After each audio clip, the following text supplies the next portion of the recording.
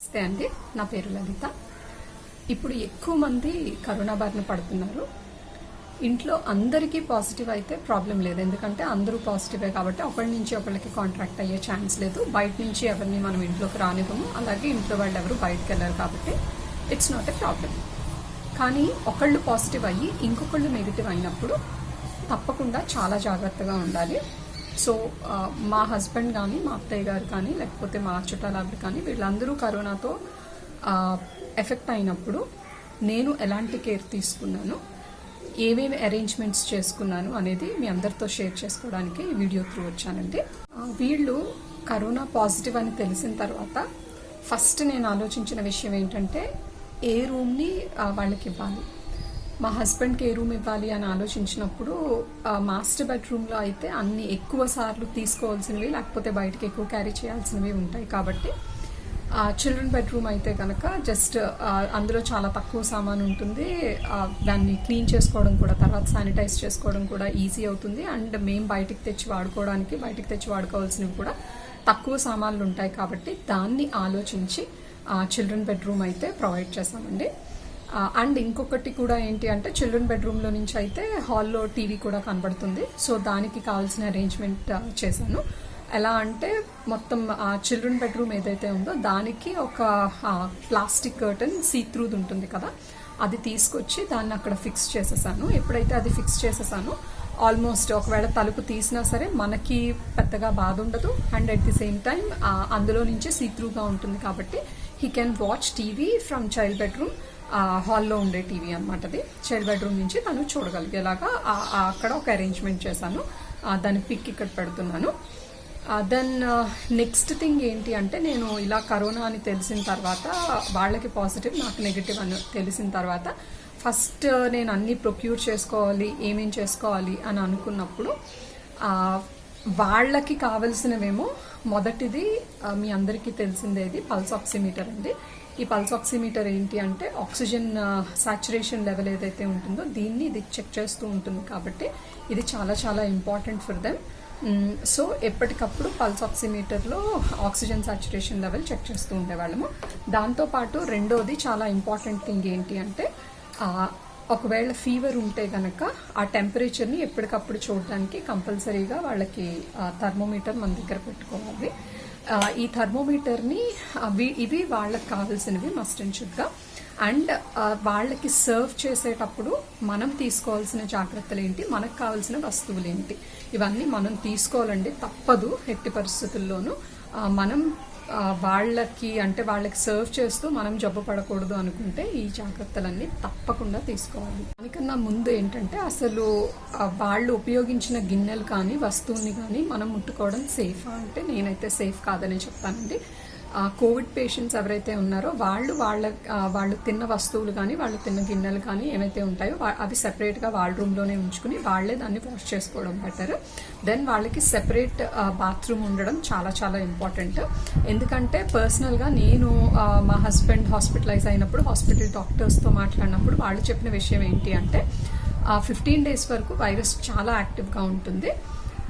అప్పుడు అందరికీ స్ప్రెడ్ అయ్యే ఛాన్స్ చాలా ఎక్కువ ఉంటుంది. ఆ తర్వాత స్ప్రెడ్ అయ్యే ఛాన్స్ తగ్గుతుంది. కానీ 28 days వరకు కూడా వాళ్ళ ఫీకల్ మ్యాటర్లో అంటే వాళ్ళు వెళ్ళే మోషన్లో ఈ వైరస్ అనేది ఎగ్జిస్ట్ అయి ఉంటుంది. అందుకని వాళ్ళు ఉపయోగించిన బాత్రూమ్స్ అవన్నీ మనం ఉపయోగించకపోవడమే బెటర్ అనేది వాళ్ళ సజెషన్ అనమాట. అందుకని ఇది అందరూ దయచేసి గుర్తుపెట్టుకోండి. మస్ట్ అండ్ షుడ్గా ఆ కోవిడ్ ఎవరైతే ఎఫెక్ట్ అయ్యారో వాళ్ళకు ఒక సెపరేట్ బాత్రూమ్ ఇచ్చేసి ఒక 9 రోజుల పాటు ఆ బాత్రూమ్ ఎవరు వాడకపోవడమే మంచిది. అండ్ థర్డ్ థింగ్ ఆయన చెప్పింది ఏంటి అంటే ఫ్లష్ చేసేటప్పుడు కంపల్సరీగా టాయిలెట్ సీట్ వేసి ఫ్లష్ చేయాలి. అదర్వైజ్ ఏంటి అంటే వైరస్ మొత్తం పైకి స్ప్రెడ్ అయ్యి బాత్రూమ్ అంతా కూడా ఆ వైరస్ స్ప్రెడ్ అయ్యే ఛాన్సెస్ ఉంటాయి. అది పేషెంట్కి కూడా మళ్ళీ సెకండరీ ఇన్ఫెక్షన్కి కాజ్ అయ్యే ఛాన్స్ ఉంటుంది. కాబట్టి తప్పకుండా టాయిలెట్ ఏదైతే ఉంటుందో దాని మీద టాయిలెట్ సీట్ని వేసి తర్వాతే ఫ్లష్ చేయడం అనేది చాలా ఇంపార్టెంట్ థింగ్ అనమాట. వాళ్ళకి కావాల్సిన సామాన్ అంతా లోపలికి ఇచ్చేయడం బెటర్. అండ్ వాళ్ళ రూమ్ వాళ్ళే తుడుచుకొని ఇవ్వండి. ఇప్పటి వరకు పని అలవాటు లేకపోయినా సరే ఇప్పుడు చెయ్యాలి. మా హస్బెండ్ కూడా అస్సలు పని అలవాటు లేదు. బట్ స్టిల్ ఇంక ఈ టైంలో నన్ను లోపలికి రానివ్వడం సేఫ్ కాదని చెప్పి తన రూమ్ తానే తుడుచుకునేవారు. అలాగే తను తిన్న గిన్నెలు ఏమైతే ఉంటాయో అవి తానే కడుక్కునేవారు అనమాట. నెక్స్ట్ ఏంటంటే వాళ్ళు యూస్ చేసిన బట్టలు ఏమైతే ఉంటాయో వాటిల్ని మనం ఒకవేళ వాష్ చేస్తే కనుక చాలా చాలా కేర్ఫుల్గా వాష్ చేయాలి. దాని గురించి నేను మళ్ళీ చెప్తాను. ప్రస్తుతం మనకు కావాల్సిన థింగ్స్ గురించి చెప్తాను. మనందరికీ తెలుసు, ఫస్ట్ మనకు కావాల్సింది మాస్క్ అండి. అది కూడా చాలా ప్రొటెక్టెడ్గా N95 మాస్క్ని ఉపయోగించడం చాలా చాలా మంచిది. బికాస్ ఇది ఆల్మోస్ట్ 90% వరకు కూడా ఆ వైరస్ కణాలు ఏవైతే ఉంటాయో వాటిని రాకుండా ఆపుతుంది. కాబట్టి first preference is for mask. తర్వాత ఏంటి అంటే మన కళ్ళ ద్వారా వెళ్లకుండా మనల్ని మనం ప్రొటెక్ట్ చేసుకోవడానికి we have to use this face shield. Face షీల్డ్ని ప్రతిసారి వెళ్ళినప్పుడు పెట్టుకోవాలండి. అండ్ తర్వాత మనం వాళ్ళని సర్వ్ చేసేటప్పుడు మన దగ్గర ఉండాల్సిన ఇంకొక నెసెసరీ థింగ్ ఏంటి అంటే హ్యాండ్ గ్లౌజ్లు. సో ఇవి డిస్పోజబుల్ హ్యాండ్ గ్లౌజెస్ అనమాట. వాళ్ళకి ఫుడ్ సర్వ్ చేయడానికి వెళ్ళిన ప్రతిసారి కూడా కంపల్సరీగా ఈ డిస్పోజబుల్ హ్యాండ్ గ్లౌజెస్ని వీటిని యూస్ చేసి ఇవి వేసుకుని యూస్ చేసి మళ్ళీ వీటిని ఏం చేయాలి అంటే శానిటైజ్ చేసి అప్పుడు వీటిని డిస్పోజ్ చేయాలి. వీటిల్ని ఒక టైం వాడేసి పడేయక్కర్లేదు, ఒక 2-3 టైమ్స్ ఇవి మనకి యూజ్ అవుతాయి. బికాస్ మనం శానిటైజ్ చేసుకుంటూ ఉంటాం కాబట్టి. దెన్ తర్వాతది ఏంటి అంటే వీలైతే మనం దీన్ని యూజ్ చేయొచ్చండి. ఇది యాప్రాన్ లాగా మనకు ఉపయోగపడుతుంది అనమాట. సో ఇది వేసేసుకుని అంటే కంప్లీట్గా పైనుంచి కిందకి కవర్ అవుతాము. కవర్ అయినప్పుడు ఒకవేళ ఏదైనా కొంచెం వాళ్ళు తలుపు కొంచెం తీసున్నా లేకపోతే ఇంకేదైనా జరిగినా వచ్చిన వైరస్ ఏదైతే ఉంటుందో అది మనల్ని ఎఫెక్ట్ చేయకుండా ఇవన్నీ ప్రొటెక్ట్ చేస్తాయి. మళ్ళీ వచ్చిన ప్రతిసారి కూడా అన్నిటినీ డిస్ఇన్ఫెక్టెంట్ చేయాలి. ఇది ఒక రోజు మనం ఉపయోగించుకోవచ్చు, తర్వాత ఒక రోజు తర్వాత దీన్ని డిస్పోజ్ ఆఫ్ చేయడమే.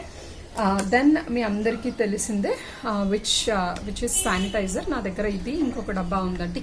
అవి రెండు ఏంటి అంటే స్ప్రే బాటిల్స్ అనమాట. సో వాడడానికి చాలా ఈజీగా ఉంటాయని చెప్పి నేను ఈ స్ప్రే బాటిల్స్ ప్రిఫర్ చేశాను. ఇవన్నీ మనం తప్పకుండా యూస్ చేయాలా అంటే ఎస్, డెఫినెట్గా యూస్ చేయాలండి. ఇక్కడ నేను ఒక పిక్చర్ పెడుతున్నాను, అది చూడండి. నేను ప్రతిసారి సర్వ్ చేసిన ప్రతిసారి, సర్వింగ్కి వెళ్తున్న ప్రతిసారి కూడా ఈ అన్నిటినీ యూస్ చేశాను. ఆల్రెడీ ఒక వీడియో అప్లోడ్ చేశాను, ఒక రోజులో ఎన్నిసార్లు తనకి సర్వ్ చేశాను అనేది. ఆల్మోస్ట్ అది పెట్టుకుంటే ఒక 12 to 13 times or 14 to 15 times అయ్యేది. బట్ ప్రతిసారి కూడా ప్రతిదీ వేసుకోవడం, అన్నీ తీయడం, అవన్నిటిని ప్రాపర్గా డిస్పోజ్ ఆఫ్ చేయడం అనేది చేశామండి. అండ్ కొన్ని రోజులు మాత్రం మేము యూస్ చేసింది మెడికల్ మాస్క్ యూస్ చేశాను. మెడికల్ మాస్క్ యూస్ చేసినప్పుడు కంపల్సరీగా మనం తీసుకోవాల్సిన జాగ్రత్త ఏంటి అంటే దాన్ని ఒక రోజు కన్నా ఎక్కువ యూస్ చేయకపోవడం. యూజువల్గా దాని లైఫ్ 6 hours. సో అంతకన్నా అంటే మధ్య మధ్యలో తీస్తూ ఉంటాం కాబట్టి కొన్ని ఒక రోజు యూస్ చేసామనుకున్నా కూడా అది యూస్ చేసేటప్పుడు అప్స్ అండ్ డౌన్స్ అవ్వకుండా, అంటే బయటది లోపలికి లోపలిది బయటకే పెట్టుకోకుండా ఒక డైరెక్షన్లోనే పెట్టుకోవడం ఫస్ట్ చేయాల్సిన థింగ్. రెండోది ఏంటంటే దాన్ని మనం ఇంకా పడేయాలి అనుకున్నప్పుడు ఉత్తినే ఎలా విసిరేయకూడదు. ఈ డిస్పోజబుల్ గ్లౌజెస్ కానీ అలాగే మాస్కులు కానీ మనం డిస్పోజ్ ఆఫ్ చేసేటప్పుడు కంపల్సరీగా ముందు దీని మీద శానిటైజ్ చేయాలి. శానిటైజ్ చేసిన తర్వాత కాసేపు వాటిని వదిలేసి వీటిల్ని మడత పెట్టి కట్ చేసి అప్పుడు వీటిని ఒక కవర్లో వేసి ఆ కవర్ని టైట్గా ప్యాక్ చేసి దాన్ని దయచేసి డిస్పోజ్ ఆఫ్ చేయండి. ఎందుకంటే మీరు దీన్ని ఇలాగే పడేస్తే దీని నుంచి ఏమైనా ఇన్ఫెక్షన్ ఉంటే అది మీరు పడేసిన ప్లేస్లో నుంచి కుక్కలు కానీ ఇంకేమైనా కానీ దాన్ని లాక్కెళ్ళి వేరే ప్లేస్లో పెట్టి సో వేరే వాళ్ళకి ఇన్ఫెక్షన్ అది అంటుకునేలా అవుతుంది. రెండో థింగ్ ఏం జరుగుతుంది అంటే మనం యూస్ చేసిన మాస్కుల పడంగానే రోడ్డు మీద విసిరేస్తున్నాం కదా, అలా విసిరినప్పుడు ఏమవుతుంది అంటే ఆ చెత్త ఏరుకునే వాళ్ళు కానీ ఇంకొకళ్ళు కానీ అదే మాస్క్ని తీసి దాన్ని వాష్ చేసి వేరే వాళ్ళకి అమ్మేస్తున్నారండి. ఇది ప్రస్తుతం జరుగుతున్న సత్యం. దయచేసి అందుకనే అందరూ కూడా మాస్కుల్ని డిస్పోజ్ ఆఫ్ చేయాలనుకున్నప్పుడు మాత్రం దాన్ని సిజర్స్ పెట్టి కట్ చేసి అప్పుడు ఆ మాస్కుల్ని దయచేసి డిస్పోజ్ చేయండి. ఈ పేషెంట్స్కి మనం సర్వ్ చేసిన యుటెన్సిల్స్ ఏమైతే ఉంటాయో వాటిల్ని ఎలా వాష్ చేయాలి, దానికి ఏమైనా కేర్ తీసుకోవాలా? ఎస్, డెఫినెట్గా తీసుకోవాలండి. మనం వాళ్ళు తిన్న ప్లేట్స్ని డైరెక్ట్గా మనం తీసుకోవట్లేదు. ఒకవేళ తీసుకుంటే ఏం చేయొచ్చు, డైరెక్ట్గా తీసుకోకుండా ఏం చేయొచ్చు అనేది ఇక్కడ చెప్తున్నాను. ఒకవేళ లోపల పేషెంట్కి మనం సర్వ్ చేసేసాం ఫుడ్, వాళ్ళు ఆ సర్వ్ చేసిన అంటే మనం సర్వ్ చేసిన ప్లేట్తోనే వాళ్ళు ఫుడ్ లోపలికి తీసేసుకున్నారు. తినేసిన తర్వాత వాళ్ళనే ఆ ప్లేట్ని క్లీన్ చేసేయమని అడగాలి. క్లీన్ చేసిన తర్వాత దాన్ని ఏం చేయాలి అంటే తలుపు తీసి బయట పెట్టమనాలి. బయట పెట్టిన తర్వాత ఒక 1-2 hours దాన్ని అలాగే వదిలేసి అప్పుడు మీరు దాన్ని తెచ్చుకుని హాట్ వాటర్లో కాస్త సాల్ట్ వేసి ఆ సాల్ట్ వాటర్లో దీన్ని ఆ ప్లేటో లేకపోతే ఏదో ఒకటి గ్లాసో ఉంటుంది కదా, దాన్ని అందులో పడేసి ఒక 2 hours దాన్ని అలాగే వదిలేసి తర్వాత తీసి దాన్ని శుభ్రంగా వాష్ చేసుకోవచ్చు. మళ్ళీ తిరిగి అదే ప్లేట్ని వాళ్ళకి ఇవ్వచ్చు. కానీ ఇది నేనైతే ప్రిఫర్ చేయనండి పర్సనల్గా. వాళ్ళ వస్తువులు వాళ్ళవే లోపల ఉండడం బెటర్. ఇక ఒకవేళ మనం సర్వ్ చేసినప్పుడు ఇవన్నీ వేసుకుని, అంటే ఇందాక చెప్పిన అటైర్ అంతా వేసుకుని మనం తీసుకుని వెళ్తాం ఫుడ్ని తీసుకెళ్ళి వాళ్ళు ప్లేట్ పెడతారు. ప్లేట్ పెట్టిన తర్వాత మనం దాంట్లో వేస్తాం కదా. యూజువల్గా చాలా మంది ఏం చేస్తారంటే మనం వేసే దాంట్లో ఇంకా ఏమైనా చిన్న మెతుకులు ఉండిపోయినాయనో ఇంకోటనో టపాటపామని ఆ ప్లేట్కి వేసి కొడుతూ ఉంటారు. దయచేసి అలాంటివి చేయొద్దు. ఆ ప్లేట్ని టచ్ చేయకుండా పైనుంచే మొత్తం మనం సర్వ్ చేయాలనుకున్న పదార్థాలన్నీ దాంట్లో సర్వ్ చేసేయడము. తర్వాత ఆ ప్లేట్ని తీసుకొచ్చి హాట్ వాటర్ అండ్ సాల్ట్ నీళ్ళు ఏవైతే ఉంటాయో దాంట్లో ఈ ప్లేట్స్ పడేసి ఒక 1 hour అలా వదిలేసి తర్వాత వాటిని తీసి శుభ్రంగా మనం సోప్ వాటర్ ఏదైతే ఉంటుందో దాంతో వాష్ చేసుకోవడం. ఆ క్లీనింగ్ అయిపోయిన తర్వాత మళ్ళీ కొంచెం హాట్ వాటర్ పెట్టుకుని, ఇంకా అందులో సాల్ట్ అలాంటిది ఏం కలపక్కర్లేదు, హాట్ వాటర్ పెట్టుకుని వీలైతే ఆ గిన్నెలన్నీ ఆ హాట్ వాటర్లో వేసేసి ఒక అరగంట వరకు వదిలేసి తర్వాత దాన్ని బయటకు తీసి దాన్ని ఆరబెట్టుకోవడం బెటర్. దెన్ కోవిడ్ పేషెంట్స్ బట్టలు ఎలా వాష్ చేయాలి అనేది నెక్స్ట్ క్వశ్చన్.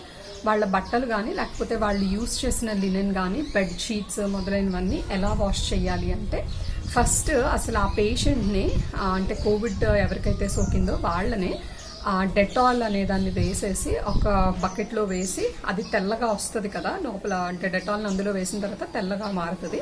అది అలా మారే వరకు ఉంచి తర్వాత దాంట్లో వాళ్ళ బట్టల్ని ముంచి ఒక 1 hour అలాగే వదిలేయమనాలి. వదిలేసిన తర్వాత ఆ బట్టల్ని పూర్తిగా పిండేసి మనకి బయటికి చెప్పాలి.